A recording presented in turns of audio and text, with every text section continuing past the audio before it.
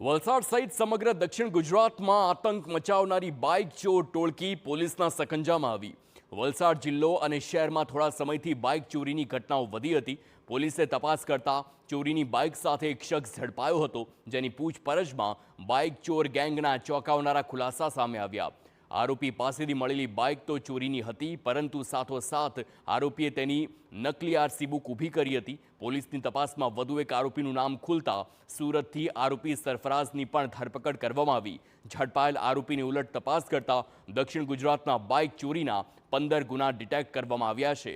મૂસા gang Navsari, Bharuch, Vadodara, Surat અને વલસાડમાં bike ચોરીને અંજામ આપતી હતી। પોલીસે કુલ 2 આરોપીઓની ધરપકડ કરી, જ્યારે બીજા 2 આરોપી વોન્ટેડ છે। આ એક મોટી સિન્ડિકેટ હોવાનું પ્રાથમિક દ્રષ્ટિએ જાણ થયેલી, જેમાં એક વ્યક્તિ બાઇક ચોરે છે, એ બીજાને આપે છે, બીજો વ્યક્તિ ત્રીજા વ્યક્તિને આપે છે, જે આ બાઇકની ડુપ્લિકેટ આરસી બુક બનાવે છે।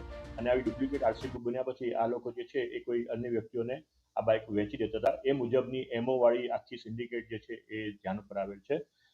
ઊંડાણપૂર્વક તપાસ કરતા અત્યાર સુધીમાં કુલ 2 આરોપીઓ જે છે આમાં પકડી પાડવામાં આવ્યા છે। આ બંને આરોપીઓ પાસેથી અત્યાર સુધીમાં કુલ 10 બાઇક જે છે કિંમત ₹3,70,000ની રિકવર કરવામાં આવેલી છે।